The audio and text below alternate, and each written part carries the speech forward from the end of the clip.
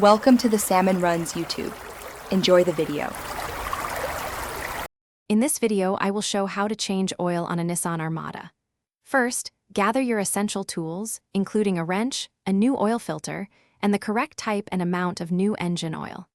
Make sure your Armada is parked on a level surface and the engine is cool to the touch. Next, locate both the oil drain plug and the oil filter, usually found underneath the vehicle, for easy access. Now, place your oil drain pan directly under the oil drain plug. Using your wrench, carefully loosen and remove the drain plug. Be prepared for the oil to start flowing immediately. Let all the old engine oil drain completely into the pan. This usually takes several minutes, so be patient and ensure the flow has stopped before moving on. Once the old oil has drained, remove the old oil filter. Apply a thin layer of new oil to the gasket of your new filter before screwing it on by hand until snug. Next, replace the drain plug using a new crush washer and tighten it securely.